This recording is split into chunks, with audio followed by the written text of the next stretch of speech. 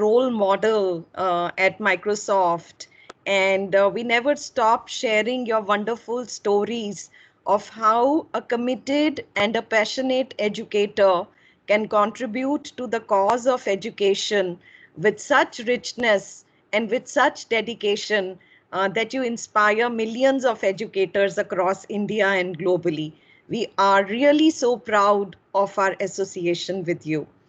So, I would just like to share that at Microsoft, our mission is to empower every single child, student, teacher, and institutes to do more and achieve more.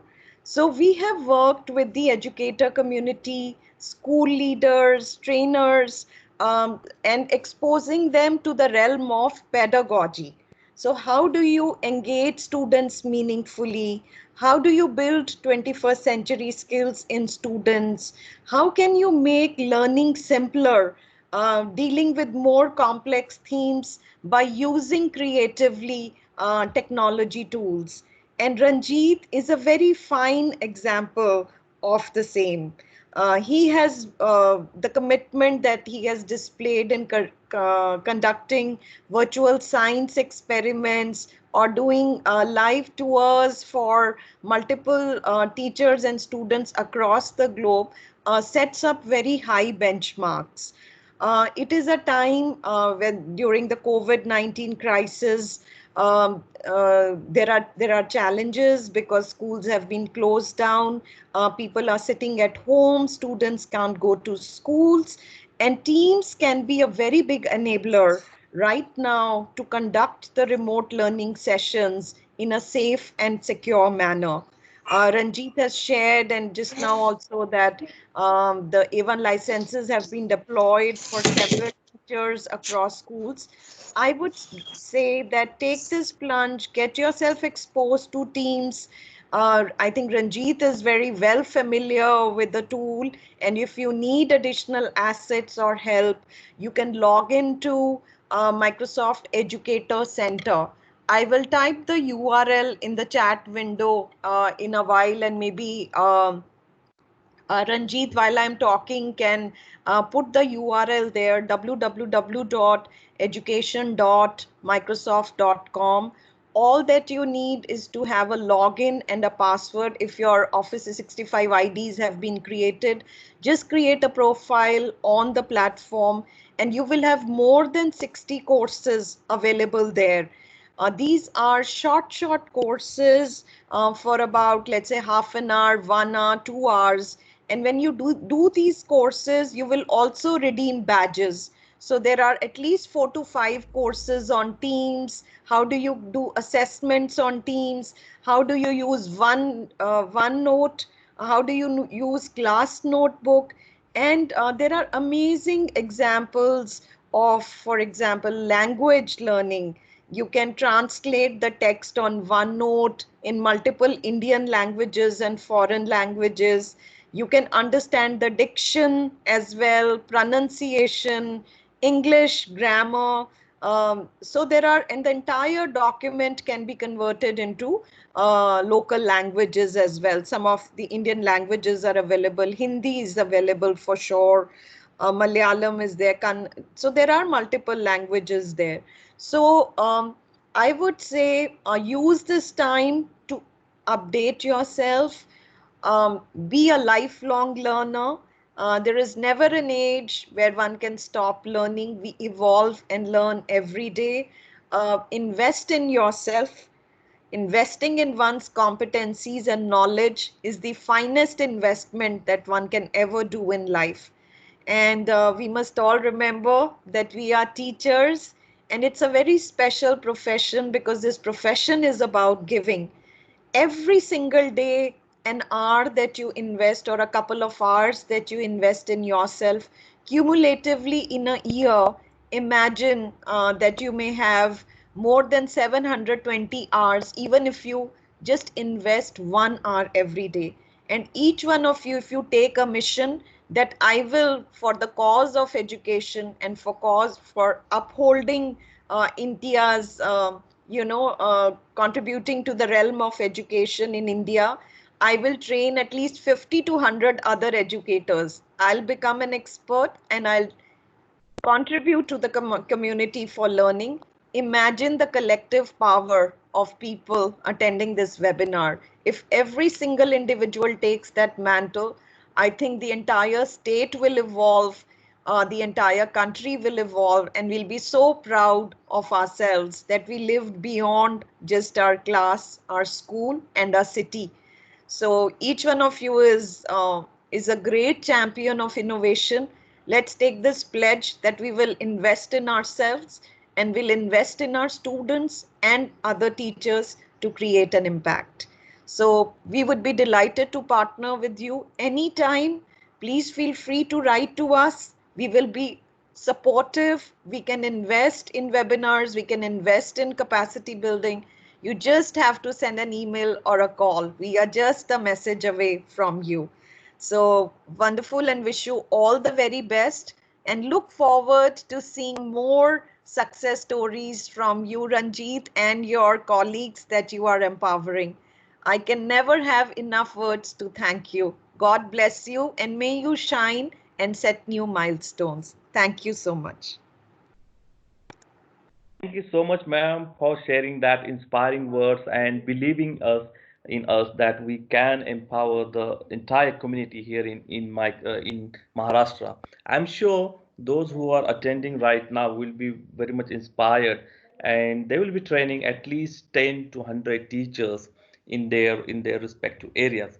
Thank you so much for joining us today. Yeah, thank you, Ranjit. And I hope that you are reflecting these trainings on the training tracker as well, Yes. and they are redeeming the badges. I would strongly recommend then that you report these trainings on the tracker. It will be phenomenal to see your work by the COP team as well. Yeah. Thank you so much. Yeah, I'll be doing that. Thank you so much for Thank joining. you. And I'll be logging off now. Yeah. Okay. Thank you so much Thank for you your and good time. luck. And Bye. thank Bye. So या होत्या Microsoft इंडियाच्या director. या सांगत होत्या की कशा पद्धतीनं आता मायक्रोसॉफ्ट भारतामध्ये आणि जगभरातल्या शिक्षकांना मदत करत आहे. आता आपण आपल्या आजच्या मुख्य विषयाकडे वळूयात. Those who are from other cities और other states like Gujarat and Punjab apart from the Maharashtra, now they can leave. We are now taking the sessions based on project-based learning in Marathi, in our native language. So I would request those who are not non-Marathi, those who are non-Marathi speakers, now they may leave. Now I will be continuing with this project-based learning. What exactly the project-based learning is? कसं आहे project based learning? खूप दिवस झाला आपण ऐकतो आहोत, बोलतो आहोत. याच्याविषयीच आता पुढचे अर्धा तास आपल्याला जाणून घ्यायचं आहे. कशा पद्धतीनं हे जगभरातल्या मुलांसोबत शिक्षक या प्रोजेक्ट बेस्ड लर्निंगचा वापर करत आहेत.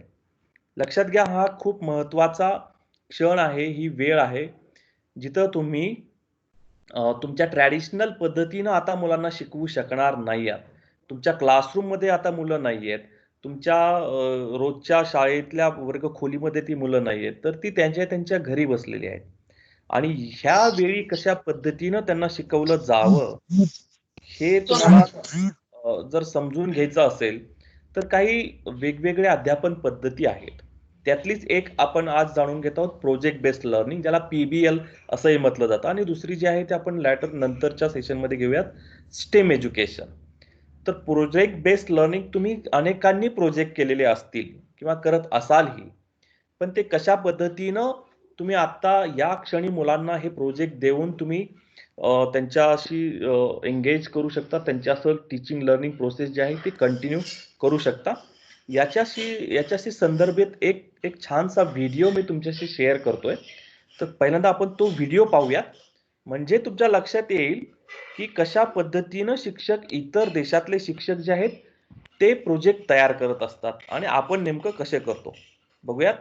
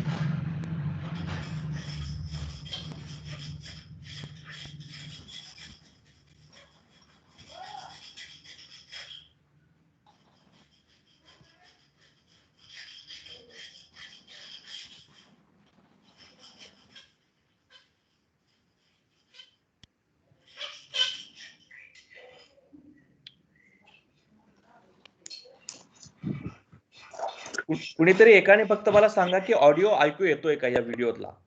For this project, you are going okay, ठीक आहे.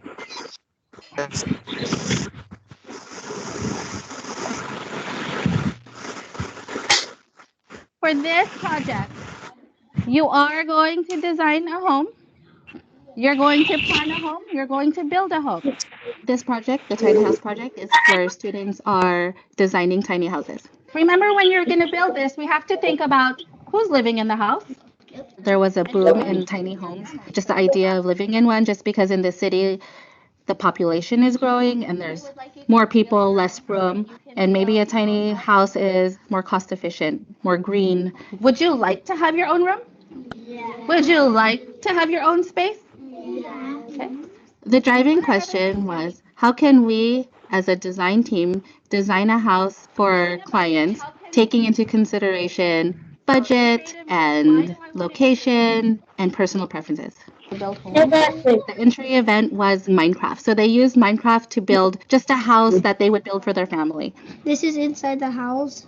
This is where, like, the sofa, and over here is where I sleep. They're able to use their creativity. They're able to just be free and just to build without anybody giving them parameters. Back to our project and this driving question. What do we need to know to answer this question? Like, say they have family that's gonna come live with them. They have to think about that. Like, have a guest room. The Minecraft building sparked like, how many rooms do we build? And so they came up with their need to knows. Any other need to knows you'd like to add?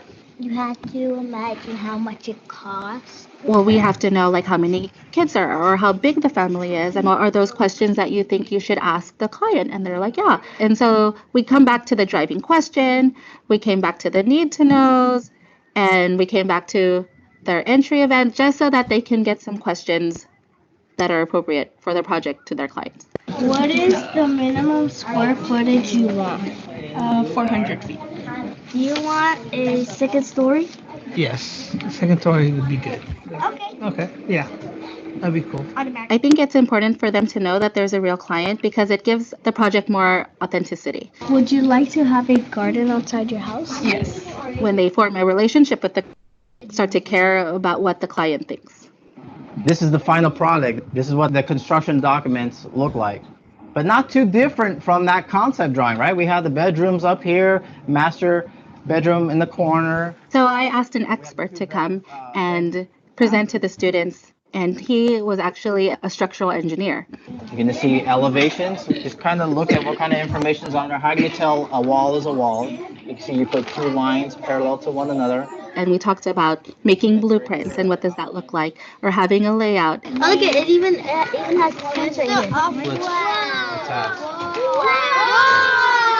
I want these. These are called elevations. I think they were really excited about seeing the blueprints because it was just real things that they can hold, they can touch, and they can see, and they know that engineers touched it and engineers made this, and this is what we're going to do. All right, we're gonna move into our next rotation. On this side, we have front row and Raz Kids for listening to reading and answering comprehension questions. So as we plan the project, we think about the standards that we're going to be using. In this project, we're using opinion writing or reading of informational text, and we integrate that into like a daily rotation of in English language arts. So this is an article from NASA, and it's called Tiny House Fun. If you have something you want to highlight, like you want to get back to, or a word that you really don't understand and you want to learn more about that, you can highlight some words. So on that day, I had a group and we were looking at informational reading. And then another group, they were listening to a book that had to do with houses. And then another group was working on vocabulary, and all the vocabulary is part of the project. And then another group was just doing their read to self, and that's just books that they're interested in, so they're practicing reading independently. Write your name at the top. For math rotations, we call it math with the teacher, math with technology, and math with the partner. The house size that your client wanted. And then I'm working with the group, and we're really looking at area and perimeter and the difference between area and perimeter. Okay, so can you tell me what the square units are here? Another activity that we did with math was the Cheez-Its math. When they looked at square footage, we said that each Cheez-Its was 1 square inch, and they use that kind of information to do square footage within a house. It was just kind of a connection for them.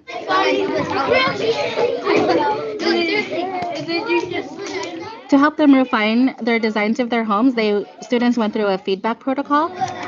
I turned the bathtub from here to here because I know that you can't get through the toilet and things like that. There's the bathroom with the shower.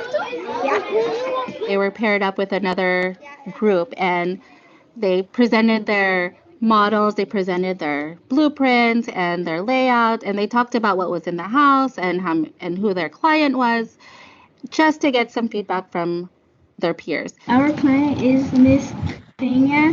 Her age is 39. Her budget is $40,000. Within the fishbowl protocol, what we did was, me and another teacher, we sat in front of a presenting group, and everyone else looked around us, just like a fishbowl, where they're not to talk, they're not to say anything, they're just really listening and seeing the interaction between the presenter and the guest. I like how you do go into the living room, but maybe push the bedroom in the back, and then that way she has more privacy. The purpose of looking at that interaction between the audience and the presenter is so you can think about questions, you can think about behavior within the meeting, and so they can use that as a model for when they go back to their groups. This is the laundry area, and then here's the pantry to store all the clothes. Right here we have a little office. We practice different ways to present to their clients. We talk about eye contact, we talk about confidence, we talk about postures, we talk about volume of your voice. Hello, my name is America. Hello, my name is Christopher. And the title of our project is Tiny Houses. Our driving question of this project is, given a budget, how can we as a design team plan a home for a family? The last day of this journey is for them to really present their work to their clients. And they were so excited. Did you have a hard time building the house? Kind of, yeah. We had to redo some of the walls so that they were the exact measurement. There's the master bedroom. The middle is the kitchen. Here's a room. They shared their blueprints, they shared their layout, they shared their budget, and they shared their opinion paragraphs that they wrote so that they can try to persuade their client to purchase their home. Okay, तर आता आपण तो video बघितला की ज्याच्यामध्ये ही concept बऱ्यापैकी clear करण्यात आलेली आहे. ठीक आहे. आता हा व्हिडिओ पाहिल्यानंतर नेमकं तुमच्या मनामध्ये प्रोजेक्ट बेस्ड लर्निंग बद्दल काय आलं हे मला थोडंसं जाणून घ्यायला आवडेल. सर तुम्ही ज्यांना बोलायचं आहे ते आपला कदाचित मायक्रोफोन ऑफ करू शकता आणि ह्या व्हिडिओतून काय समजलं हे मला तुमच्याकडून जाणून घ्यायचंय. मग आपण हळूहळू ही कन्सेप्ट क्लिअर करत जायचंय. आता त्या शिक्षिकेनं कशा पद्धतीनं तिचा प्रोजेक्ट बिल्ड केला हे तर लक्षात आलं तुमच्या. आपल्याकडे पण असं होतं बघा, कार्यानुभवमध्ये मुलांना घरं तयार करून आणायला सांगितले जातात. अगदीशी त्याच्याशी साधर्म्य असणारा हा प्रोजेक्ट आहे. त्या मुलांनी घरच तयार केली. आपल्याकडे पण मुलं कार्यानुभवासाठी म्हणून घरं तयार करून आणतात. पण तिनं कशा पद्धतीनं ते रिअल मध्ये मुलांकडून करून घेतलंय हे पाहिल्यानंतर तुम्हाला काय वाटलं? तुमची पहिली प्रतिक्रिया काय किंवा हे कशा पद्धतीनं होतं याच्याबद्दल मला थोडंसं सांगा. कोणाला जे वाटतं की काय नेमकं तुमच्या आणि त्यांच्या विचारांमध्ये बदल आहे. Hello sir. हा बोला. मी संतोष पोद्दार. हा बोला. हा सर, आणि हे जे आता आपण उपक्रम या ठिकाणी पाहिलेत आपण PBL प्रोजेक्ट बेस्ड लर्निंग, ते आपल्याकडे सुद्धा होतं, परंतु त्यांनी पूर्णपणे असं कन्सेप्ट क्लिअर करून म्हणजे डीपली घेतलेलं आहे. आणि त्याच्यामध्ये इंजिनियर्सला इन्व्हाइट करून त्यांनी त्याच्यातले बारीक सारीक अगदी आपण म्हणजे मोठमोठ्या लोकांना, इकडच्या लोकांना म्हणजे शिकलेल्या लोकांना सुद्धा जे समजायच्या पलीकडे असतं ते त्यांनी वर्गातल्या मुलांना त्या इंजिनियरला तिथे इन्व्हाइट करून त्यांनी ते सगळं डिझाईन्सच्या बद्दल सगळं माहिती दिली त्यांना. येस, बरोबर. आणि त्यातून मुलांना काय झालं म्हणजे अगदी लहान वयातच आता फ्रंट एलिव्हेशन, मास्टर बेडरूम या कन्सेप्ट आहेत ना, त्या मुलांना तिथल्या तिथं त्यांनी क्लिअर केलं. आणि ते सगळं प्रोजेक्ट कसं केलं त्यांनी, तर वस्तुनिष्ठता त्याच्यामध्ये जास्त दिसून येते. Yes yes. आपल्याकडच्या ह्याच्यामध्ये वस्तुनिष्ठता थोडस म्हणजे तिथं आपण कमी आहोत. आणि आणि अजून एक म्हणजे सांगायचं म्हणजे जे साहित्य उपलब्धता आहे त्यांच्याकडे, ते साहित्य जास्त दिसून येतंय. ते आपल्याकडं म्हणजे थोडंसं कमी दिसून येतंय. ओके, ठीक आहे. हां सर. 2 मुद्दे यांनी मांडलेले आहेत. ते म्हणजे प्रोजेक्ट जो आहे तो वास्तुदर्शक किंवा वास्तवदर्शी असला पाहिजे. बरोबर आहे. हा मुद्दा घेऊनच मी थोडा पुढे जाईल, की प्रोजेक्ट बेस्ड लर्निंग मध्ये तुम्हाला नेमकं कशा पद्धतीचे प्रोजेक्ट्स आणि काय असतं बघा. तर तुम्हाला काही गोष्टींची अगोदर माहिती असणं गरजेचं आहे. प्रोजेक्ट बेस्ड लर्निंग किंवा उपक्रमावर आधारित शिक्षण देत असताना काही महत्त्वाच्या कन्सेप्ट याच्यामध्ये इन्क्लूड झालेल्या असतात. पहिला आहे सस्टेनेबल डेव्हलपमेंट गोल्स, म्हणजे शाश्वत विकासाची उद्दिष्ट ज्याला म्हटलं जातं. तर जगभरातलं शिक्षण जे आहे ते या सस्टेनेबल डेव्हलपमेंट गोल्स वरतीच आधारित असतं. इव्हन भारताची जर तुम्ही नॅशनल एज्युकेशन पॉलिसी जरी पाहिली तरी ती देखील या सस्टेनेबल डेव्हलपमेंट गोल्स वरतीच आधारित असते. त्याच्यामुळे तुमच्याही शिक्षणामध्ये, तुमच्याही शिकवण्यामध्ये हे गोल्स आलेले असतात. फक्त ते तुम्हाला माहिती नाहीये की ऍक्च्युली हे गोल ते सस्टेनेबल डेव्हलपमेंटचं आहे, ज्याला आपण शाश्वत विकासाची उद्दिष्ट असं आपण म्हणतो. दुसरा आहे 21st सेंचुरी स्किल. 21व्या शतकातल्या मुलांच्या गरजा आणि त्याची कौशल्य जी आहेत ती खूप वेगळी आहेत. बघा, पूर्वीच्या काळी तुम्ही आम्ही जेव्हा नोकरीला लागलेलो आहोत 20व्या शतकामध्ये, तेव्हा शिक्षक म्हणून डीएड झाला की लगेच नोकरी लागायची. आताच्या काळात डीएड झाला तरी नोकरी लागत नाही. आता काहीतरी वेगळे स्किल लागतात त्याच्यासाठी. हा स्किल काय आहेत 21व्या शतकातली ती तुम्हाला माहिती असणं फार गरजेचं आहे. तिसरा आहे ड्रायव्हिंग क्वेश्चन, म्हणजे समस्या काय आहे तुमची, कशासाठी, कोणत्या समस्येला उत्तर म्हणून हा तुम्ही प्रोजेक्ट डिझाईन करताय. हे फार महत्वाचं आहे. तुमच्या समोर ते या प्रश्नाची उत्तर तुमच्या मनामध्ये असणं गरजेचं आहे. चौथा आहे लर्निंग गोल्स. या प्रोजेक्ट मधून तुम्ही काय शिक्षणाची उद्दिष्ट कोणती साध्य करणार आहात ते फार महत्वाचं आहे, ज्याला आपण आपल्या भाषेमध्ये म्हणूयात की अध्ययन निष्पत्ती कोणत्या आहेत. ठीक आहे. पुढचा आहे प्रोजेक्ट माइलस्टोन आणि प्रोजेक्ट कॅलेंडर. माइलस्टोन्स म्हणजे प्रोजेक्टच्या विशिष्ट टप्प्यावरती तुम्ही काही ना काही अचीव्ह केलेलं असलं पाहिजे, काही ना काही तुम्ही साध्य केलेलं असलं पाहिजे. म्हणजे कदाचित तुमचा प्रोजेक्ट जरी पूर्ण होऊ नाही शकला तरी प्रत्येक टप्प्यावरचे अचिव्हमेंट तुम्ही किंवा जे गोल होते ते अचीव्ह केल्यामुळे तुमचा प्रोजेक्ट काही अंशी सक्सेसफुल होऊ शकतो. आणि शेवटचा मुद्दा आहे कॅलेंडर. त्याचं एक प्लॅन ऑफ ऍक्शन असलं पाहिजे. मी या प्रत्येकाचं एक्सप्लेनेशन तुम्हाला देतो आता. पहिला आहे सस्टेनेबल डेव्हलपमेंट गोल्स. जसं मी तुम्हाला याच्या अगोदर खूपदा आपण उल्लेख केला, ही आहे ती 17 शाश्वत विकासाची उद्दिष्ट आहेत. ही युनेस्कोनी जाहीर केलेली 17 उद्दिष्ट आहेत, जी 2030 सालापर्यंत प्रत्येक देशाने अचीव्ह करायची आहेत. कोणती कोणती आहेत बघा, याच्यामध्ये आपल्याही समस्या तुम्हाला दिसून येतील.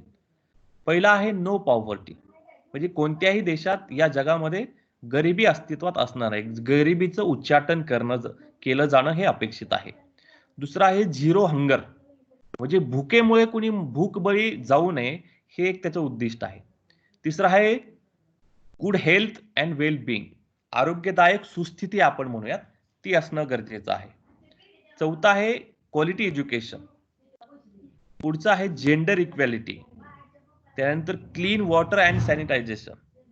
या प्रत्येक 17 उद्दिष्टांची परत तुम्ही फोड करत गेलात तर त्याचे अजून सब उद्दिष्ट किंवा सब गोल्स तुम्हाला दिसून येतील. तुमच्या प्रोजेक्टमध्ये यातलं कोणतं गोल तुम्ही अचीव्ह करू शकता हे डिझाईन करताना तुम्ही पहिल्यांदा लक्षात घेतलं पाहिजे. 21व्या शतकातली कौशल्य आता तुमच्या समोर आहेत.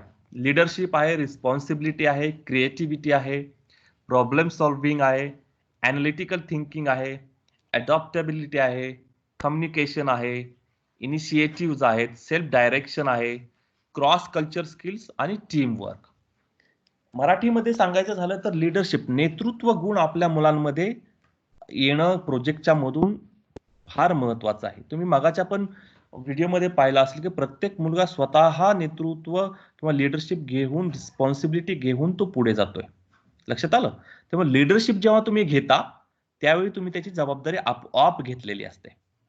पुढचा आहे क्रिएटिव्हिटी, म्हणजे मुलांमध्ये क्रिएटिव्हिटी, सर्जनशीलता असतेच, ती तुम्ही कशा पद्धतीनं त्याला बाहेर काढू शकता. आणि ती सर्जनशीलता कशासाठी असली पाहिजे तर प्रॉब्लेम सॉल्व्हिंग करता असली पाहिजे. समस्येचं उत्तर म्हणून ती क्रिएटिव्ह उत्तर तुमच्या समोर मुलं सांगू शकता. पुढचा आहे ॲनालिटिकल थिंकिंग. डेटाबेस जो आलेला असतो आपल्यासमोर, पुढच्या मी एका प्रोजेक्टमध्ये दाखवेल की कसं मुलांची आम्ही ॲनालिटिकल थिंकिंग डेव्हलप करत चाललेलो आहोत. तर या महत्त्वाच्या कौशल्यांचा अंतर्भाव किंवा ही कौशल्य विकसित करता येतात का किंवा आपोआप होतात का हे तुम्हाला पाहणं गरजेचं आहे. सर्वात महत्त्वाचं प्रोजेक्टचं डिझाईन करत असताना, त्याची रचना करत असताना सर्वात महत्त्वाचा मुद्दा आहे तो म्हणजे ड्रायव्हिंग क्वेश्चन. तुम्हाला भेडसावणारी समस्या काय आहे? ती वेगवेगळ्या प्रकारची असू शकते. तुमच्या वर्ग अध्यापनातली असू शकते, तुमच्या समाजाला भेडसावणारी असू शकते किंवा तुमची वैयक्तिक पण असू शकते. कशा असतात ह्या समस्या बघा. वर्ग अध्यापनात काही जण म्हणतात की सर माझ्या वर्गामध्ये मी शिकवायला लागलो की मुलं लक्ष देत नाहीत. माझ्या वर्गातल्या मुलांना मराठी शिकवलेलं समजत नाही. ही तुमच्या वर्ग अध्यापनातल्या अशा काही समस्या असू शकतात. मॅथमॅटिकल कॅल्क्युलेशन्स मुलांना लवकर येत नाहीत. ह्या तुमच्या वर्ग अध्यापनातल्या समस्या. पुढचा आहे समाजातल्या समस्या. मुलं ज्या समाजातून येतात, ज्या बॅकग्राऊंड मधून येतात, त्याच्या काही समस्या असू शकतात. मे बी ते कशा असंतुष्ट समाजातली देव असतील किंवा वंचित घटकातली ती मुलं असतील. त्या समस्यांचा देखील तुमच्या वर्गामध्ये परिणाम होत असतो. सो ती देखील तुमची महत्त्वाची समस्या असू शकते किंवा तुमचे स्वतःचेच काही वैयक्तिक समस्या असू शकतात. फॉर एक्झाम्पल इंग्रजी विषय शिकवतो आहे पण मला इंग्रजी बोलताना कॉन्फिडन्स वाटत नाही. ही झाली तुमची वैयक्तिक समस्या. किंवा वर्गामध्ये एवढ्या सगळ्या मुलांच्या प्रश्नांची उत्तर देताना मला कॉन्फिडन्स वाटत नाही. ही तुमची वैयक्तिक समस्या. किंवा मला टेक्नॉलॉजी वापरता येतच नाही, बिलकुलच येत नाही. ही झाली तुमची वैयक्तिक समस्या. या समस्येवरतीच उत्तर म्हणून तुमचा प्रॉब्लेम बेस लर्निंग किंवा तो प्रोजेक्ट आलेला असतो. आता लर्निंग गोल्स कशा पद्धतीचे असू शकतात? मे बी ते लिटरसी स्किल असू शकतात. आलं लक्षात? साक्षर होण्यासाठी बेसिक लिटरसी स्किल, रीडिंग करू शकता, लेखन करू शकता, वाचन करू शकता, श्रवण, भाषण, संभाषण हे लिटरसी स्किल्स तुम्ही कदाचित त्यातून डेव्हलप करू शकता. पुढचा आहे की व्होकॅब्युलरी. प्रत्येक प्रोजेक्टमध्ये काहीतरी वेगळे नवीन शब्द मुलांना किंवा नवीन संकल्पना मुलांना तुम्ही इंट्रोड्यूस करून दिल्या पाहिजे. जसं की मगाच्या प्रोजेक्टचं उदाहरण घ्या. तिथं मध्ये मुलांना मास्टर बेडरूम, प्लॅन किंवा ते डिझाईन कसं करायचं, ह्या नवीन कन्सेप्ट त्या एक ग्रुप मुलांचा तर नवीन व्होकॅब्युलरी लिहून काढत होता बघा. तो असं तुम्ही नवीन व्होकॅब्युलरीचा शोध घेतला पाहिजे तुमच्या प्रोजेक्टमधून. पुढचा आहे सक्सेस स्किल आणि rubrics. Success skill in sense तुम्ही कशाच्या आधारे तुमचं सक्सेस मोजणार आहात, तुमची काय असतील ती यश मिळवण्याची कौशल्य. मग हे यश मिळवण्याची कौशल्य इन सेन्स की हा प्रोजेक्ट माझा पूर्ण झाल्यानंतर मुलांमध्ये XYZ कौशल्य विकसित होणार आहेत. ती कशाच्या पद्धतीने मोजायची आहेत ते म्हणजे तुमचं रुब्रिक्स. रुब्रिक्स इन सेन्स की तुमची चेकलिस्ट असू शकते किंवा तुमची पडताळा सूची असू शकते किंवा तुमचं ऑब्झर्वेशन सीट असू शकते किंवा तुमचं टेस्ट असू शकते, फॉर्मॅटिव्ह असेसमेंट ज्याला आपण म्हणू. आणि प्रोजेक्टचे माइलस्टोन, प्रत्येक टप्प्यावरती लेवल 1, 2, 3 मध्ये तुम्ही काय काय अचीव्ह करत जाणार आहात हे तुमचं अगोदर निश्चित असणं फार फार गरजेचं आहे. प्रोजेक्ट कॅलेंडर, प्रोजेक्ट कदाचित 1 दिवसाचा असू शकतो, एका आठवड्याचा असू शकतो, एका महिन्याचा असू शकतो किंवा एका वर्षाचा असू शकतो किंवा 10 वर्षाचा असू शकतो. हे तुमच्यावरती डिपेंड आहे की कसं असू शकतं तुमचं प्रोजेक्ट. आता मी तुमच्यासमोर एक प्रोजेक्ट मानतो आहे की याच्यावर आधारित मी एक प्रोजेक्ट डिझाईन केला होता. त्याचं नाव आहे ग्रीन प्लॅनेट. म्हणजे मगाची मी तुम्हाला थिअरी सांगितली, त्याच्या कन्सेप्ट सांगितल्या. आता मी तुम्हाला प्रॅक्टिकलीच एक उदाहरण देतो आणि जे मी स्वतः केलं तेच देतो. या प्रोजेक्टचं नाव होतं ग्रीन प्लॅनेट. ठीक आहे. याच्यामध्ये कोणतं आम्ही सस्टेनेबल डेव्हलपमेंट गोल घेतलं होतं बघा. गोल नंबर 15 होतं, 15 नंबरचं गोल.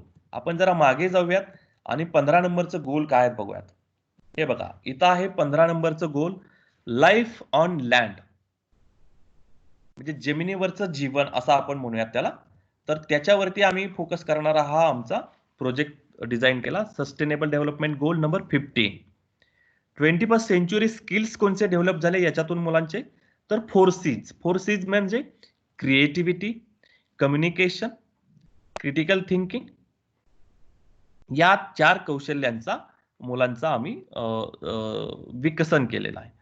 ड्रायव्हिंग क्वेश्चन काय होता, समस्या भेडसावणारी समस्या काय होती, तर desertification of land and shortfall of rain, म्हणजे जमिनीचं वाळवंटीकरण होत चाललेलं आणि पावसाची कमी झालेली क्षमता.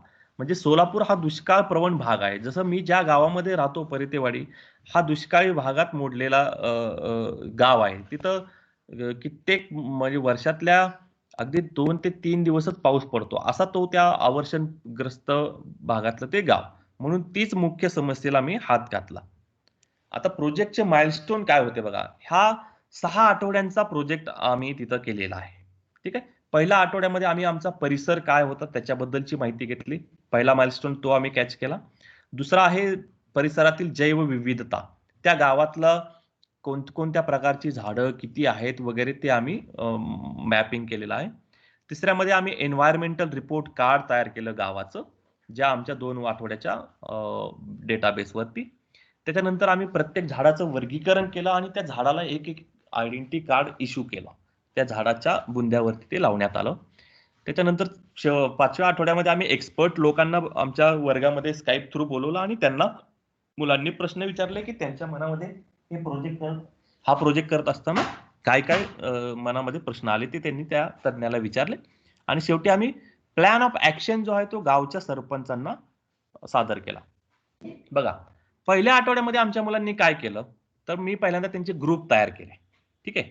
आणि प्रत्येक ग्रुपला हा असा एक चार्ट दिला होता की त्यांनी ती माहिती गोळा करायची की आपल्या गावची एकूण लोकसंख्या किती आहे, गावचं एकूण क्षेत्रफळ किती आहे, गावामध्ये एकूण मोबाईल किती आहेत, एकूण जनावरं किती आहेत, गावात एकूण झाडं किती आहेत, विहिरींची संख्या किती आहे, बोरवेल्स किती आहेत.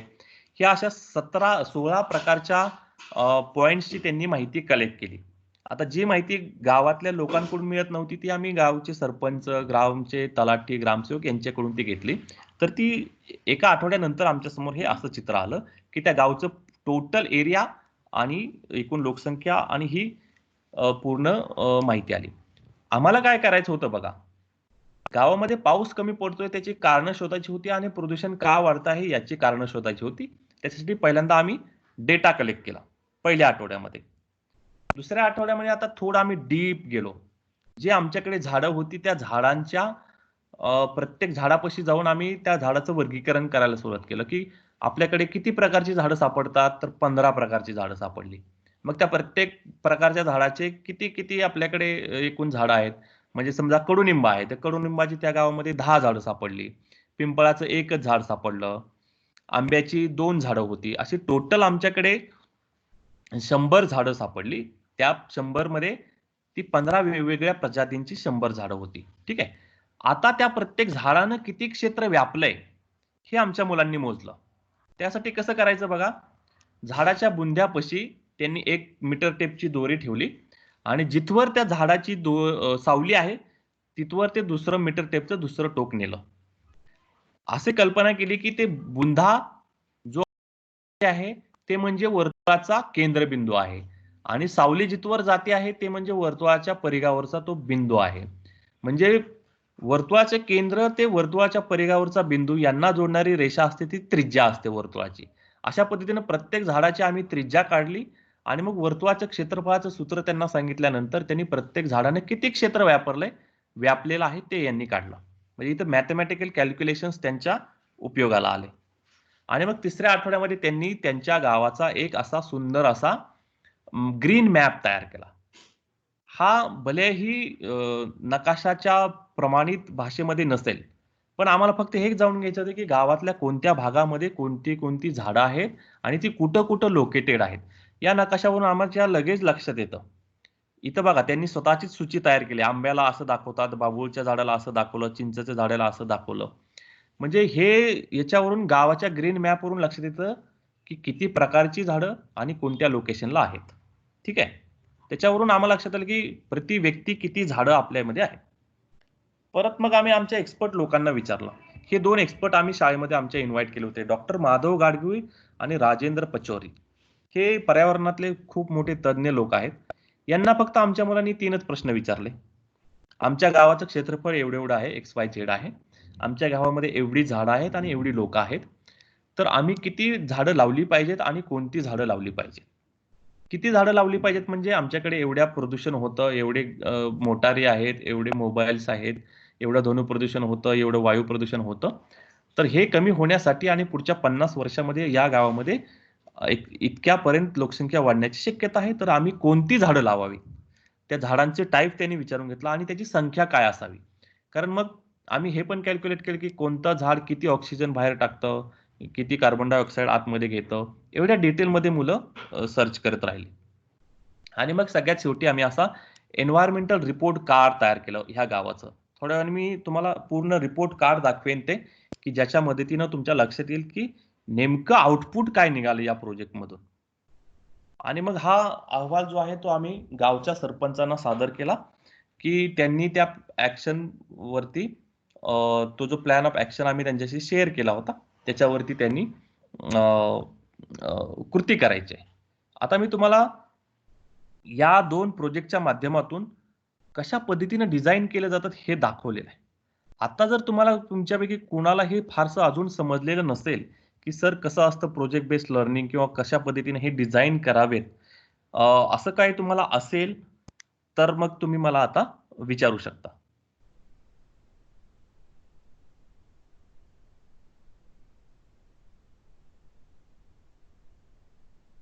एक प्रश्न आहे अतुल घोगरे, सर प्रोजेक्ट निवडताना टाइम लिमिटचा किती विचार करावा? शक्यतो टाइम लिमिटला तुम्ही फारसं महत्त्व देऊ नका. तुमच्या डेली रुटीनमध्ये ते किती बसतं, मॅच होतं. काही प्रोजेक्ट 6-6 आठवडे चालतात आमचे, काही 2 आठवडे पण चालतात. कधी-कधी काही प्रोजेक्ट 1 आठवड्यामध्ये पण संपतात. त्या प्रोजेक्टच्या डिझाईनवरती डिपेंड आहे की ते प्रोजेक्ट कशा पद्धतीनं टाइम फ्रेममध्ये बसवले पाहिजेत.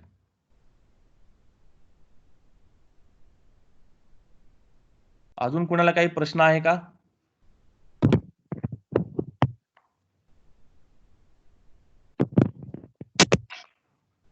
हा सर नमस्कार. हा नमस्कार सर, बोला. हा मानेश्वर बोलतो, मुख्याध्यापक सोलापूर. बोला.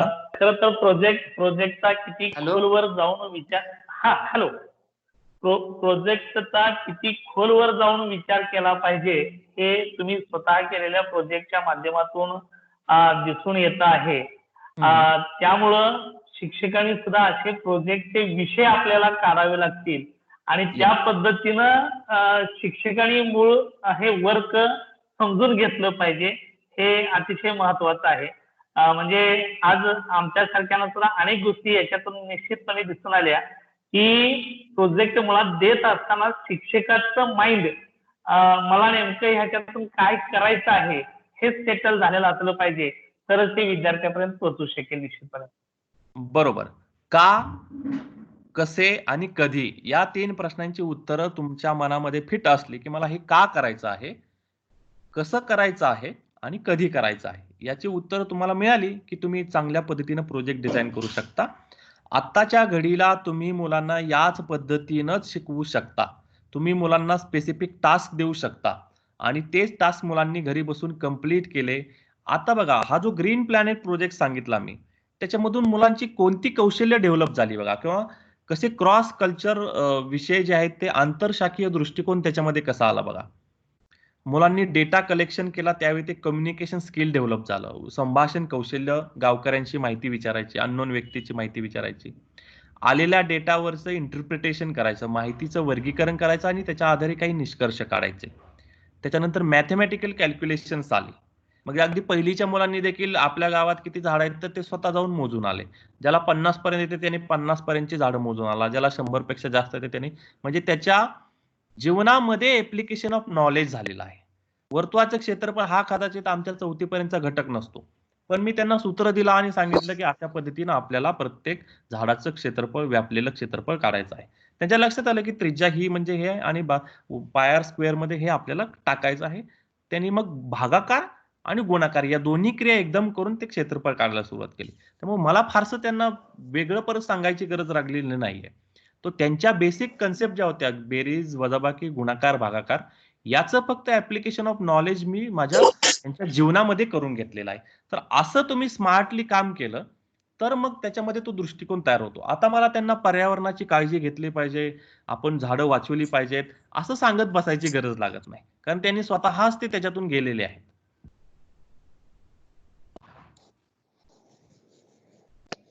बरोबर सर.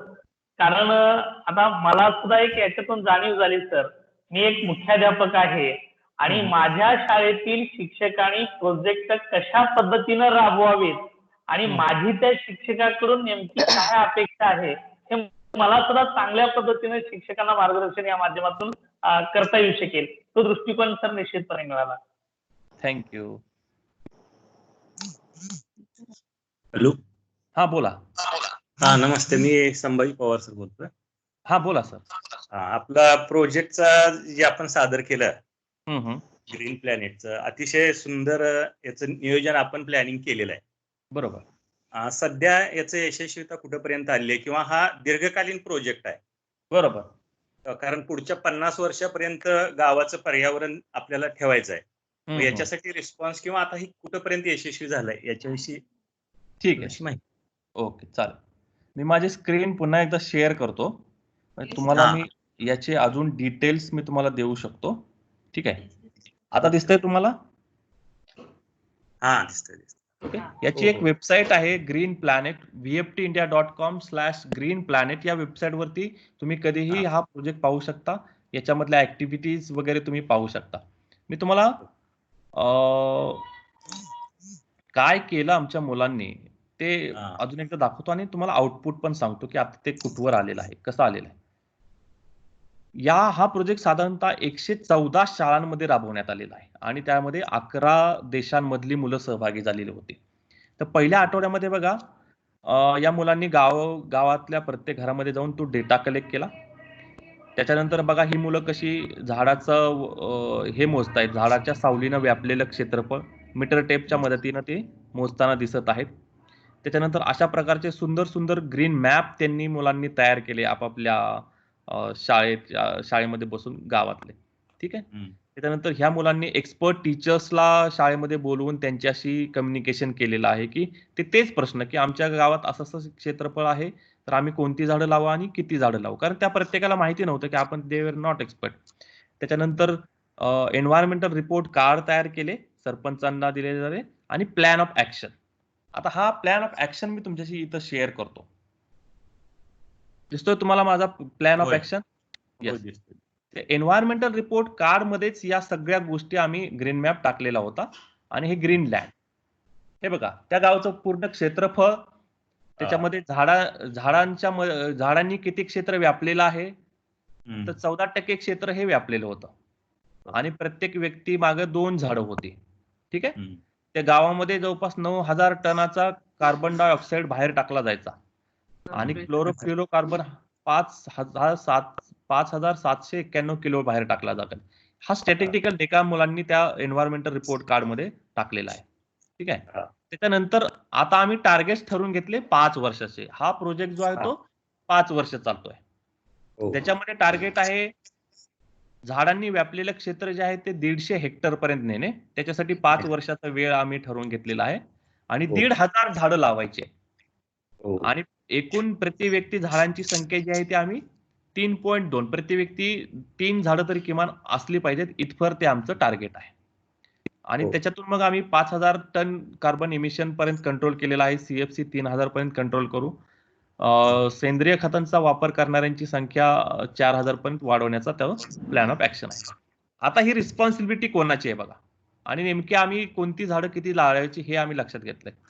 तर गुलमोहराची 100 झाडं लावण्यात आलेली आहेत, नारळ 200 लावण्यात आलेले आहेत, चिंच 200, वडाची 250 झाडं लावण्यात आलेली आहेत, बदाम त्याच्यामध्ये 500 आहेत, सुरूची जे झाडं जे आहेत ती 250, बांबूची 300 आणि उंबराची 200 झाडं हे आम्हाला एक्सपर्ट सांगितल्यानंतर हा आमचा प्लॅन मध्ये ते घेतलाय. आता याच्यासाठी जबाबदार व्यक्ती जे आहेत ते ग्रामपंचायत, ग्रामस्थ, शाळा आणि इतर शासकीय कार्यालय. ही जबाबदारी आम्ही त्यांच्याकडे दिली की तुम्ही झाडं लावायची आहेत, झाडं जगवायची आहेत, पण त्याच्यावरती मॉनिटरिंग आमची मुलं करतील.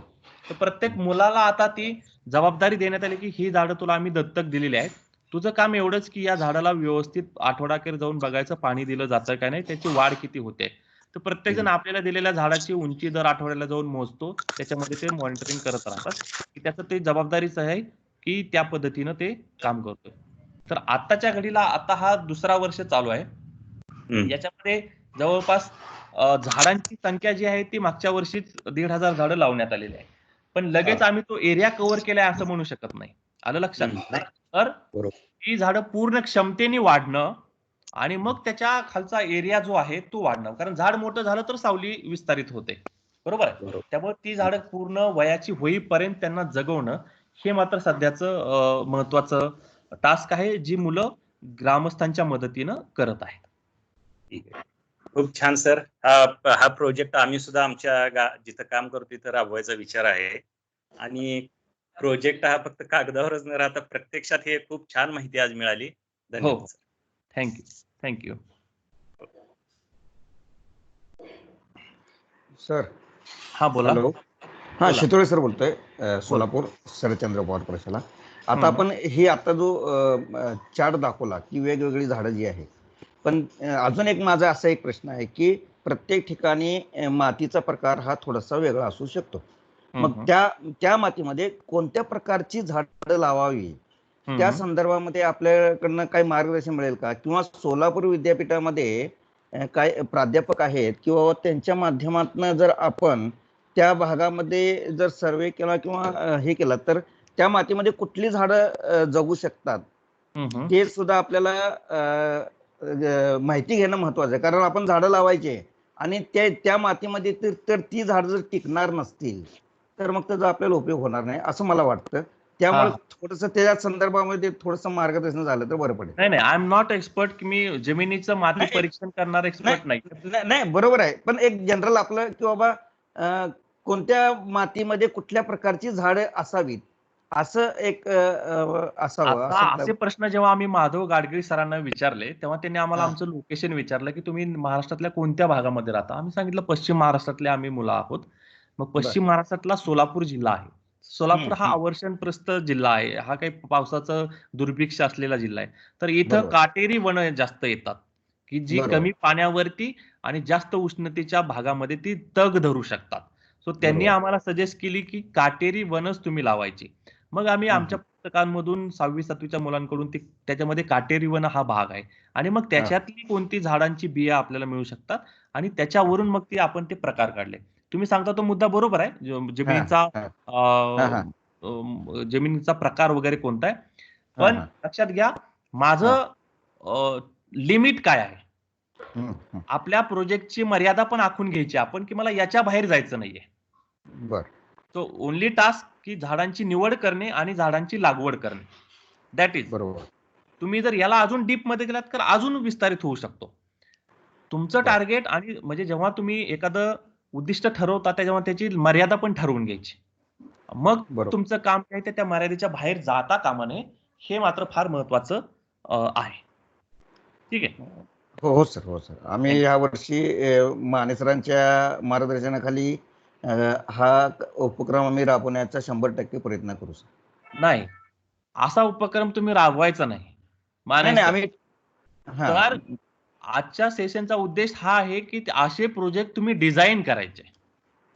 याच्यासाठी विद्यार्थ्यांच्या माध्यमातून करायचे. याच्यासाठीची विचारधारा तयार करण्यासाठीच हे आपण सेशन घेतो आहे की तुम्हाला लक्षात आलं पाहिजे की अशा पद्धतीनं प्रोजेक्ट डिझाईन केले जातात. मग तुम्ही घरी जा, घरी आहात सगळे, पुस्तकं घ्या, बालभारतीची ऑनलाईन मिळतात. मग मी माझ्या मुलांसाठी कशा पद्धतीनं प्रोजेक्ट डिझाईन करू शकतो, कसं या मुलांना मी आता घर बसल्या काही ऍक्टिव्हिटी देऊ शकतो. जर आता आपल्या या सेशन मध्ये मृणाल गांजळे आहेत का? थांबा, मला जरा त्यांना बघू द्या.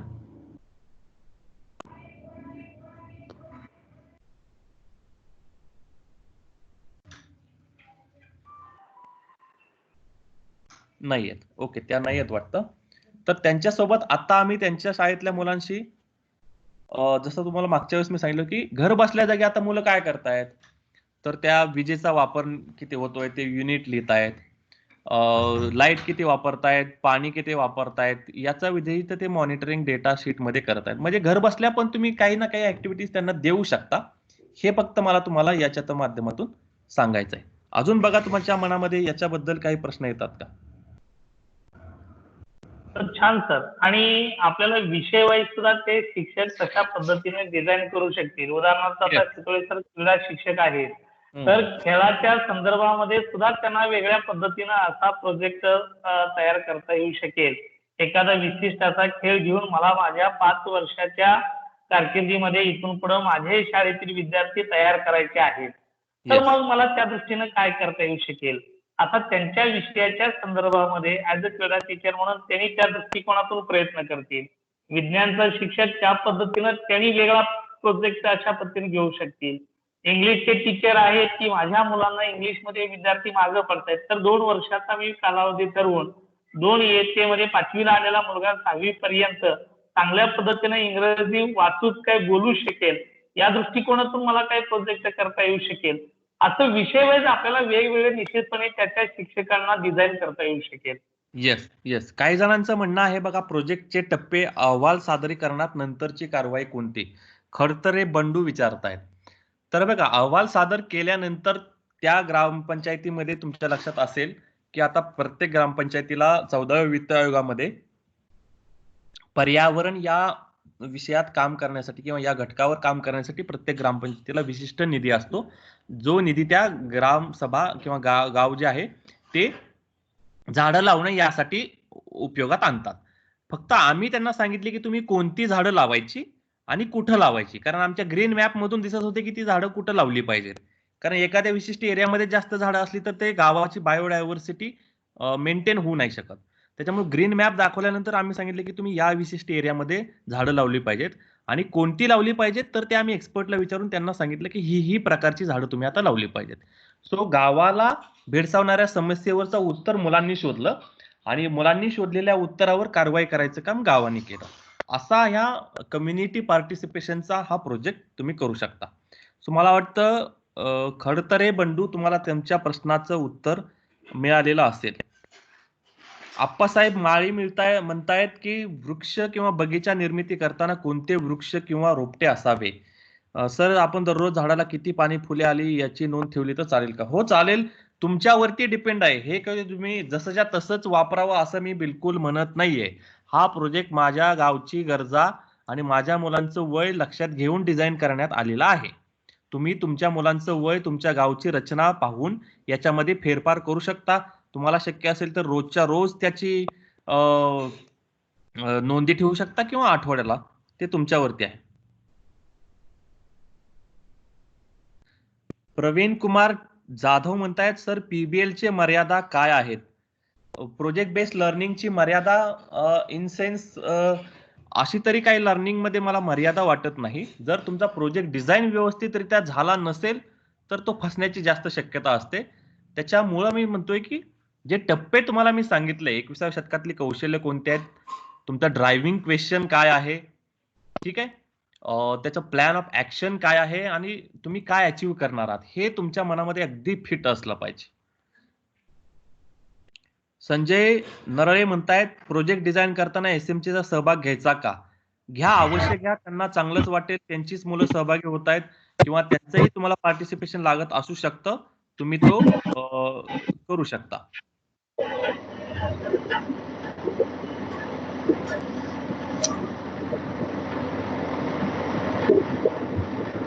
हॅलो, हा बोला.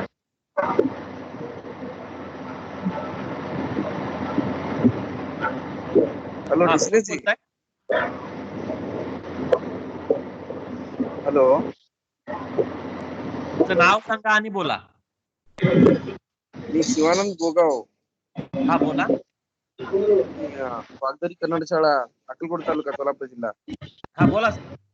डिस्प्ले सर, व्हिडिओ दिसत नाहीये, फक्त ऐकू येत आहे. व्हिडिओ दाखवतच नाहीये.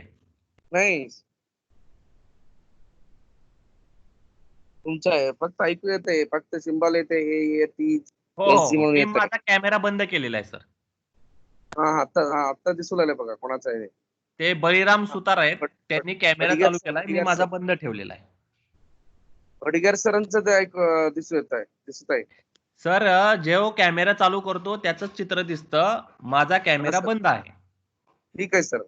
हा, ओके, थँक्यू. ओके. अजून बघा काही कुणाला. Hello, Ranjit sir. हा बोला, नाव सांगा. हॅलो, नमस्कार सर, अमोल मते बोलतो सर. हा बोला. हा सर, सस्टेनेबल डेव्हलपमेंट गोल्स जे युनेस्कोने ठरवून दिलेले आपण म्हटले, त्यामध्ये जो ग्रीन प्लॅनेट प्रोजेक्ट आपण राबवला उत्तम पद्धतीने, तो मग लाईफ ऑन लँड या सदरामध्ये मोडतो का सर आपला? हो, life on land, goal number 15. हा, गोल नंबर 15. येस येस, गोल हा. नंबर 15 लाईफ ऑन लँड या सदरामध्ये तो मोडतो. हो. म्हणजे येस, म्हणजे तो सगळ्यांसाठीच हवेशीर आहे, अगदी कुठल्याही कॅटेगरी आणि कुठल्याही गावासाठी किंवा शहरासाठी असतो. हा, हे बघा, हे जे गोल्स आहेत ते युनिव्हर्सल आहेत. त्याच्यामुळे मी Universal तुम्हाला आहे. याच्याशी रिलेटेड तुम्ही जेव्हा प्रोजेक्ट डिझाईन करता तेव्हा ते हा. सगळ्यांनाच ते अडॉप्ट करता येतं, स्केल अप करता येतं, जिथं पाहिजे तिथं त्याच्यामध्ये एडिट मोल्डिंग करता येतं.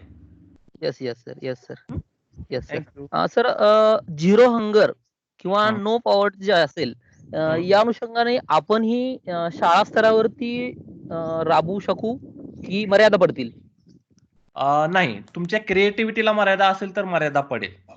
तुम्हाला क्रिएटिव्हिटी असेल तर स्काय इज द लिमिट.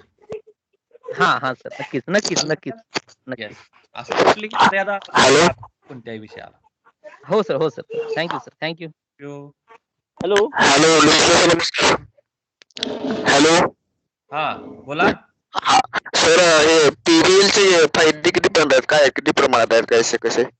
काय काय PBL प्रोजेक्ट बेस्ड लर्निंग आहे ना, हा, याचे फायदे किती प्रमाणात आहेत? म्हणजे फायदे किती प्रमाणात म्हणजे असं नाही सांगता येत की हे 30% सक्सेसफुल असतं, 70% यशस्वी असतं किंवा 70% यशस्वी असतं आणि 30% अयशस्वी असतं, असं नाही. तुमच्या इम्प्लिमेंटेशन वरती त्याची यशस्वीता अवलंबून आहे. अच्छा अच्छा अच्छा, आपण कसं सादरीकरण करतो किंवा त्याची इम्प्लिमेंटेशन कशी करतो त्यावर अवलंबून आहे सगळं. हे करतायत त्याच्यावरती ते डिपेंड आहे. अच्छा अच्छा, नाही ठीक आहे, okay, thank you sir. Thank you. Ranjit sir, बोला. हॅलो रणजित सर, बोला. नागसणे सर बोलतोय, केंद्र प्रमुख माळशिरस तालुका. हा बोला सर, नमस्कार.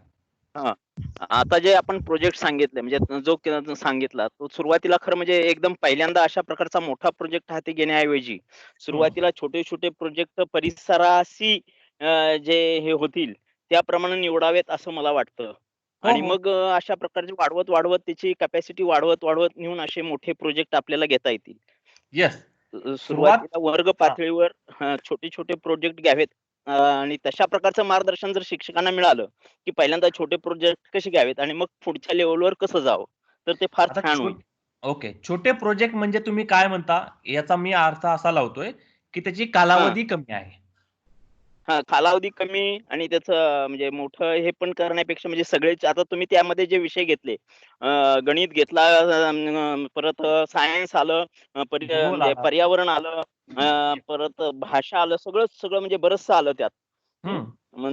त्या इतका मोठा विस्तार करण्यापेक्षा अगोदर छोटे छोटे घेऊन मग परिसराशी संबंधित जवळच्या काय उपयुक्त असे नाही, असं मला करून अजून मग असे समजत नाही की छोटे म्हणजे नेमकं कशा अर्थाने छोटे, म्हणजे त्याची आंतरशाखीय दृष्टिकोन कमी करायचा का त्याची मर्यादा कमी करायची की नेमकं काय कमी करायचं? असं म्हणता येईल की म्हणजे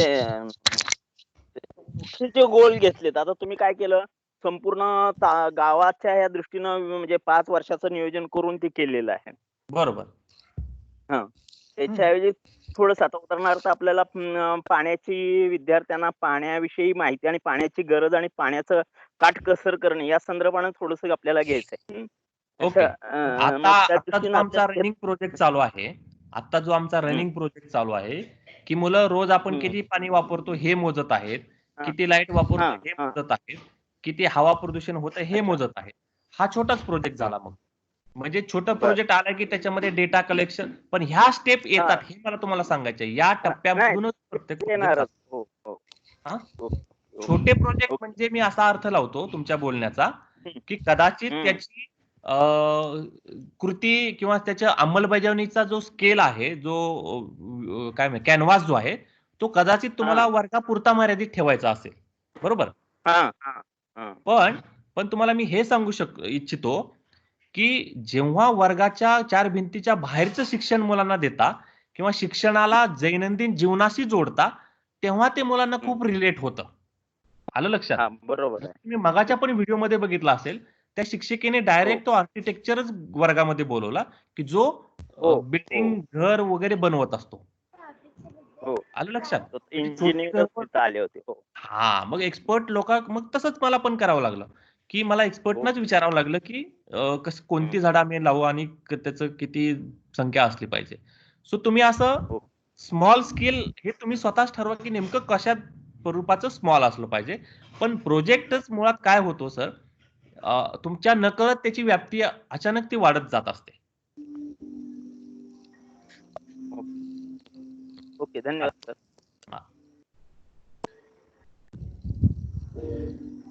हॅलो. हा बोला. रणजित सर नमस्कार. नमस्कार, बोला. मी विजय गायकवाड. मी जिल्हा शिक्षण व प्रशिक्षण संस्था धुळे इथे मी वरिष्ठ अधिवक्ता म्हणून काम करतो. मी तुमच्या जिल्ह्याचा भाग नाही, परंतु मी हे वेबिनार अटेंड करतोय. सर्वप्रथम मी तुमचं अभिनंदन करतो. अभिनंदन याच्यासाठी की विनी मॅडमांनी एक महत्वाचा शब्द सांगितला, लाईफ लॉंग लर्नर. म्हणजे शिक्षक हा अजन्म विद्यार्थी असला पाहिजे आणि त्याचे तुम्ही एक मूर्तिमंत उदाहरण आहात. दुसरी गोष्ट प्रोजेक्टच्या संदर्भात की आमचा जरी मी शाळेमध्ये शिकवत नसलो तरी शाळेत शिकवण्याचा अनुभव आहे आणि सध्या काम करत असताना शिक्षकांशी जास्त संपर्क येत असतो. आमचे प्रोजेक्ट हे आकारिक मूल्यमापनामध्ये 5 किंवा 10 गुणांसाठी असतात की जे प्रोजेक्ट आमच्या विद्यार्थ्यांना ताण निर्माण करतात किंवा विद्यार्थ्यांच्या पालकांवर ताण येतो असे आमचे प्रोजेक्ट असतात. अशा प्रोजेक्ट पासून दूर कसं गेलं पाहिजे, मग असे कोणते प्रोजेक्ट राबवले पाहिजेत? प्रोजेक्ट राबवण्यासाठी एक सर्वात महत्वाचं तुम्ही मगाशी सांगितले 2 शब्द किंवा एक महत्वाची संकल्पना तुम्ही सांगितली की ड्रायव्हिंग क्वेश्चन्स. आम्हाला कोणती समस्या भेडसावते आणि मग ती समस्या निराकरणासाठी प्रोजेक्ट निवडणं ही खूपच महत्वाची गोष्ट मला वाटते. आणि मग हे या प्रोजेक्ट मधून 21व्या शतकातील कौशल्य असतील, लर्निंग गोल्स असतील, त्या प्रोजेक्टचं डिझाईन कसं करायचं, रुब्रिक कसं तयार करायचं वगैरे वगैरे या सर्व बाबी त्याच्यामध्ये येतात. खरं तर ही खूपच शिकण्यासारखी गोष्ट आजच्या वेबिनार मध्ये आहे असं मला वाटतं. दुसरं महत्वाचं असं की हे जे प्रोजेक्ट असतात याच्यामध्ये इंट्राडिसिप्लिनरी म्हणजे आंतरविद्याशाखीय दृष्टिकोन कसा येऊ शकतो किंवा कसा येतो याचं खूप सुंदर उदाहरण तुम्ही राबवलेल्या प्रोजेक्ट मधून आम्हाला पाहायला मिळालं. त्याबद्दलही मी तुमचं अभिनंदन करतो. आणि तुम्ही एक लाईफलॉंग लर्नर आहात, तसंच आपले सर्व शिक्षक बांधव लाईफलॉंग लर्नर कसे होतील या दृष्टीनं तुम्ही प्रयत्न कराल यासाठी मी तुम्हाला शुभेच्छा देतो. Thank you sir. थँक्यू. हे लाईफलॉंग लर्निंगचे सेशन आपण पुढे जेव्हा जाऊ, पुढे अजून आपल्याकडे भरपूर वेळ आहे हे लॉकडाऊन संपेपर्यंत, तोवर तुम्हाला मी अनेक अशा ग्लोबल प्लॅटफॉर्मची ओळख करून देणार आहे की जिथं तुम्हाला अशा जगभरातल्या शिक्षकांकडून शिकायला मिळेल. तर तुमचा शिकण्याचा परीघ जो आहे तो विस्तारायचा आहे, आपल्याला ते थोडा मोठा करायचा आहे आणि आपल्या जिल्ह्याच्या, आपल्या तालुक्याच्या, आपल्या केंद्राच्या बाहेर जाऊन जगात असे शिक्षक आहेत ज्यांच्या संगतीनं तुम्ही काहीतरी नवीन नवीन गोष्टी शिकू शकता. अशा वेगवेगळ्या प्लॅटफॉर्मची मी तुम्हाला ओळख करून देत राहीन. असे वेगवेगळे शिक्षक आपण दर आठवड्याला त्यांच्याशी बोलतोच आहोत. त्यामुळे प्रयत्न हाच आहे की तुम्ही यांच्याकडून काहीतरी शिकावं आणि चांगलं एक्झाम्पल समोर दिसलं तर त्याच्यातून काहीतरी शिकण्याची मला वाटतं तुम्हाला प्रेरणा मिळेल. अनिल राठोड म्हणतायत प्रोजेक्ट पद्धतीने अध्यापन होते पण वेळ खूप लागतो. हो, प्रोजेक्ट हे बघा, उद्दिष्ट साध्य करण्यासाठी वेळ खूप लागतो, हे बिलकुलच मान्य आहे. त्याच्यासाठी प्रोजेक्टची डिझाईन मात्र तुम्ही कशा पद्धतीनं करता हे फार महत्वाचं आहे. वेळेचं महत्व प्रोजेक्टच्या ऍक्टिव्हिटी कंप्लीट करण्यासाठी म्हणून त्याला शॉर्ट मध्ये घेऊ नका. मग उद्दिष्ट तुमची शॉर्ट ठेवावी लागतील. काही जणांचे प्रोजेक्ट असतात आपल्याकडे 1 दिवसामध्ये तो प्रोजेक्ट संपतो. ठीक आहे. सो तुम्हाला तुमच्या उद्दिष्टानुरूपच त्याची रचना करता येऊ शकते. आपले सेशनचे रेकॉर्डिंग ग्रुपवर पाठवा. हो, ग्रुपवरती रेकॉर्डिंग याचा प्रत्येक सेशनचं रेकॉर्डिंग मी पाठवतो आहे.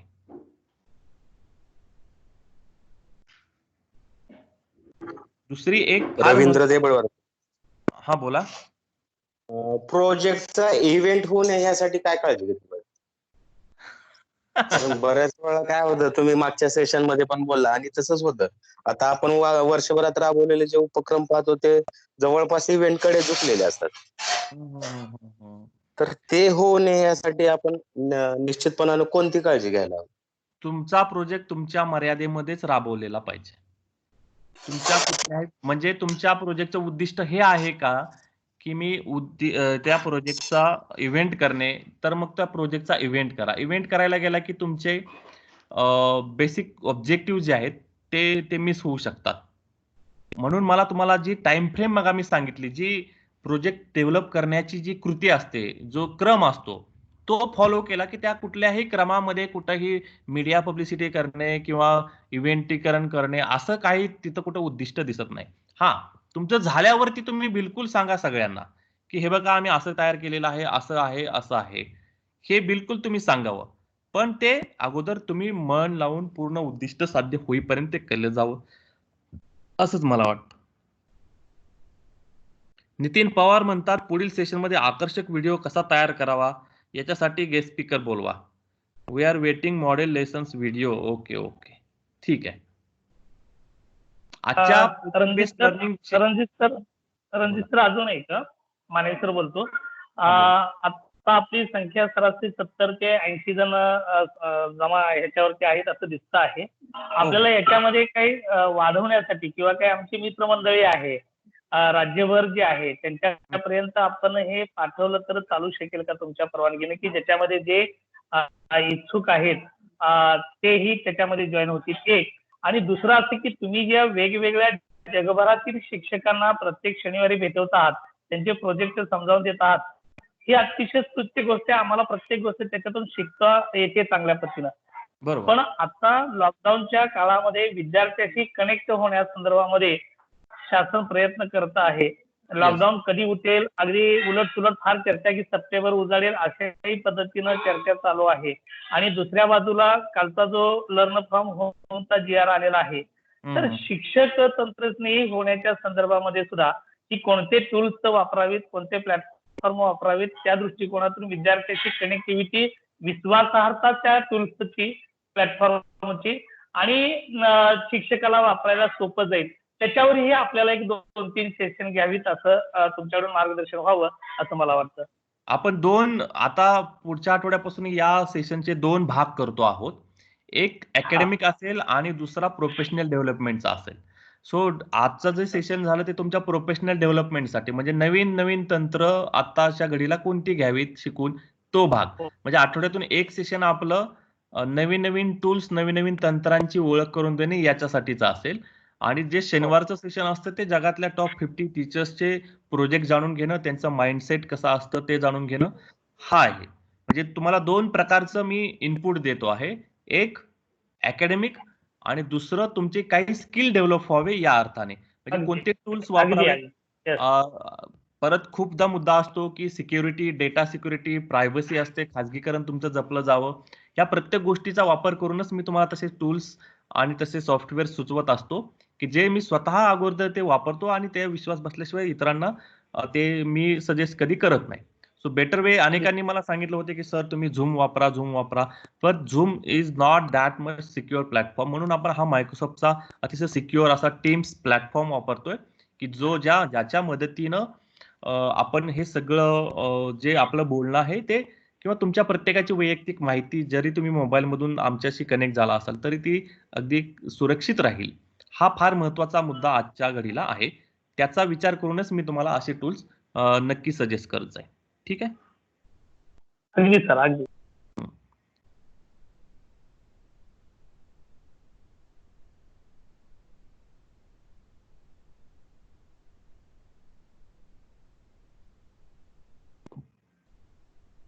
हा, गौरी देसाई म्हणतायत प्रोजेक्ट सिलेबस रिलेटेड ठेवावा, येतील का?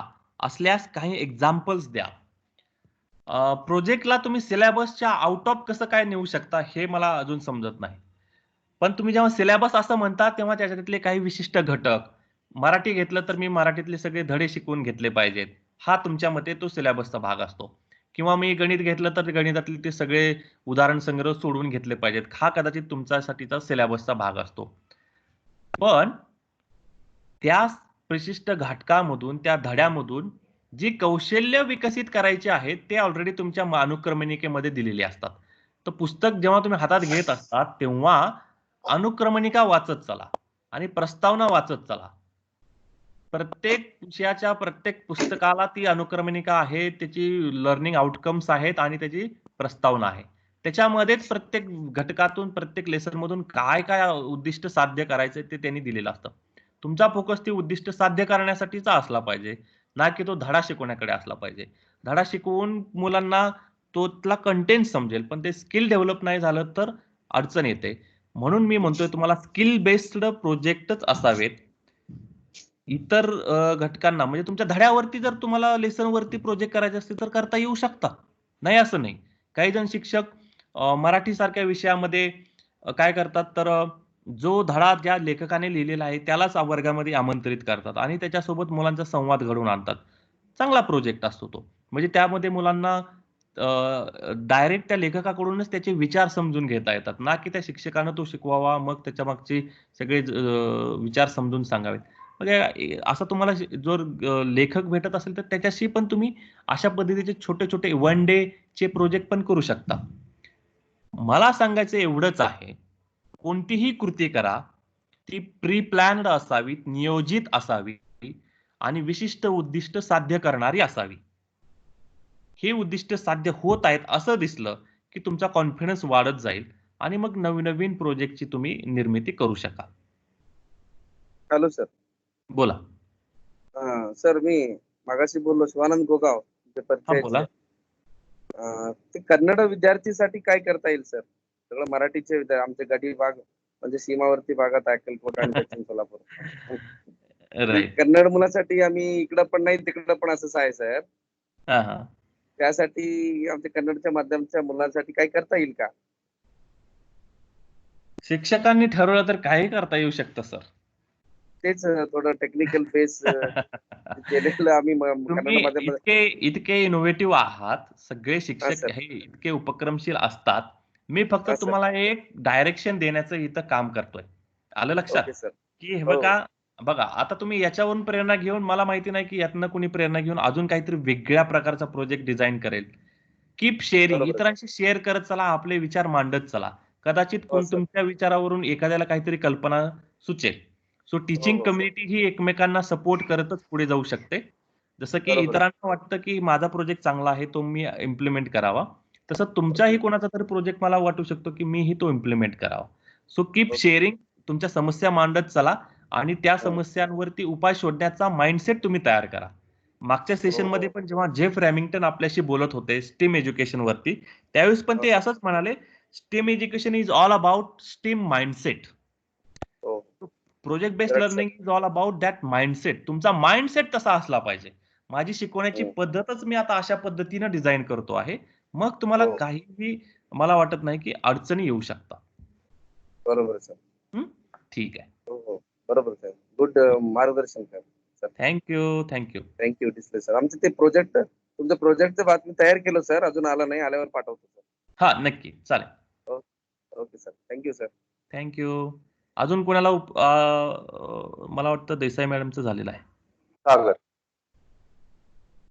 सागरपुरा. हॅलो. हा बोला. हॅलो.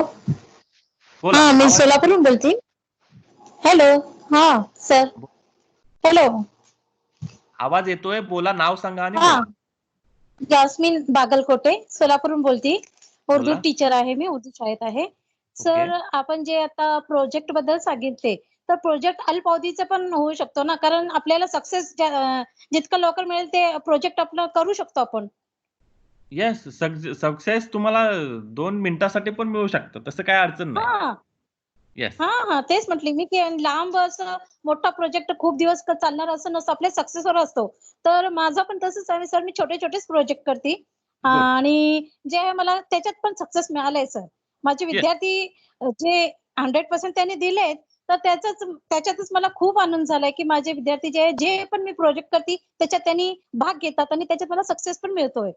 तर मी व्हेरी असं गुड. खूप लांबचे प्रोजेक्ट करत नाही सर. मी फक्त छोटे छोटेच करते सर आणि ते मला म्हणजे सक्सेसफुली हे होतात माझ्याकडून. दुसरं म्हणजे आता तुम्ही स्किल बेस्ड प्रोजेक्ट सांगितलेत ना सर, ते बिलकुल सही आहे सर. मी थोडंसं उर्दूमध्ये पण बोलते सर, कारण मी उर्दू मीडियमची शिक्षिका आहे. तर स्किल बेस्ड प्रोजेक्ट मुळे जे मुलांना फार म्हणजे त्यांच्यात हे आलेलं आहे, प्रोग्रेस झालेला आहे सर. तर मी ते सांगते की प्रोजेक्ट जे आपण जे करतोय ते स्किल बेस असलं की त्याच्यावरनं खूप लवकर आपल्याला सक्सेस मिळतोय. Thank you sir.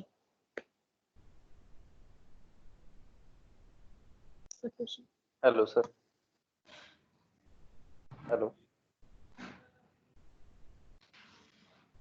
Hello. Hello.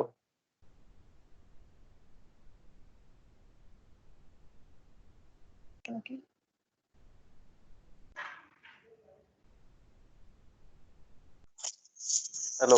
Hello sir. Hello.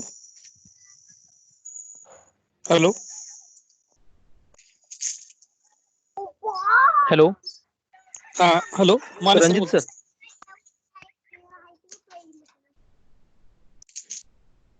हा बोला बोला, आवाज येतोय मला, बोला. हा रणजित सर, अमोल बोला. मते बोलतोय. बोला. सर एक टेक्निकल बेसवरचा क्वेश्चन विचारायचा हम्म. सर. जर टीचिंग फ्रॉम होम जर आपल्याला निवडायचं असेल आणि पॅरेंट्सला जरी ह्या मायक्रोसॉफ्ट टीम मधून इन्व्हाइट करायचं असेल तर वैयक्तिक स्वरूपात इंडिव्हिज्युअल मला करता येईल का माझ्या विद्यार्थ्यांसाठी, माझ्या एक 30 ते 40 विद्यार्थ्यांसाठी? हो करता येईल ना, काहीच अडचण नाही. मग ती साइन इन म्हटल्यानंतर मग ते पूर्णच बेसिक माहिती भरा, क्रेडिट कार्डचे नंबर्स भरा, त्याचा CVV कोड भरा वगैरे मागते, मग ते करावं द्या का असं विचारायचं होतं. नाही नाही, हे नाही तुम्हाला मागणार ते. आपण हा. याच्याविषयी एक सेशन घेऊयात पुढच्या आठवड्यामध्ये, की ओके याचा सर. वापर करून तुम्ही मुलांना कसं इन्व्हाइट करू शकता किंवा आम्ही जे काय करतोय ते तुम्ही कसं पद्धतीने करू शकता, याचं एक हा सेशन तसं आपण पुढच्या आठवड्यात. या पद्धती या सेशनला तुम्ही वेबिनारला ऑर्गनायझर आहात तुम्ही. हो हो. हा तसं मग कंडक्ट करताना तसं करता येईल का? हाच प्लॅटफॉर्म वापरून का याला वेगळं काही पर्याय आहे? ऍज अ तुम्ही गेस्ट कुठले म्हणून आहेत, सध्या आम्ही तुम्ही जॉईन होतो. कोणते शिक्षक आहात, कुठले आहात तुम्ही? सोलापूर. जिल्हा परिषदचे का? नाही सर, नाही खाजगी माने हा. सरण शाळा. हो हो. शरदचंद्र आपण ते पवार. खाजगी लोकांसाठीच वेगळं ग्रुप करूयात. तिथं तुम्हाला काही टूल्स आणि इतरची माहिती दिली जाईल. हे आता आम्ही जिल्हा परिषदेच्या शिक्षकांना ऑलरेडी लायसन्स दिलेले आहेत. सो खाजगीसाठी सर. ऑलरेडी मी मायक्रोसॉफ्ट कडून ते मागवून घेतो लायसन्स, आणि मग हा आपण हा स्पेसिफिक स्कूलमध्ये ते डिप्लॉय करूयात. ठीक आहे. हा sir. Thank you sir. Okay. Okay, तर आता इथं कुणाला प्रश्न हॅलो. नसतील. हा सागर सर. बोला सर. हॅलो. बोला, आवाज सागर येतोय. पुराणिक बोलतो, करमाळा तालुका, सोलापूर जिल्हा. बोला सर. हा सर, छान आजचं सेशन मस्त झालं. फक्त एक सजेस्ट करू शकतो सर, की बोला. आपण वर्गात आईस ब्रेक साठी जो छोटा उपक्रम घेतो तो सुद्धा एक PBL आहे. हॅलो. तसंच मला एक सुचवायचं की सर्वांनी आता जो आपण लॉकडाऊनच्या काळात आहे, उबंटू नावाचा जो मराठी चित्रपट आहे तो जर पाहिला तर तुम्हाला एक लाईफ लॉंग PBL कशा प्रकारचा किंवा त्यातली जे काही हर्डल्स आहेत किंवा जे काही अडचणी असतात, समाजाचे जे काही प्रश्न येतात त्याबद्दलची म्हणजे एक ज्वलंत चित्रपटातून एक उदाहरण पाहता येईल. ते पाहण्याचं मी सर्वांना सुचवू इच्छितो. थँक्यू. ठीक आहे, ठीक आहे. चांगलं. आपल्या ग्रुपमध्ये आहात ना मी, तर तिथं ते शेअर करा. हो की सर. हॅलो. आपण काय काय हो, नेमकं चालेल. आउटकम्स आहे. ठीक आहे. Hello. Hello. Hello. Okay, thank you. बोला. हॅलो. हॅलो. आवाज नीट येत नाहीये तुमचा.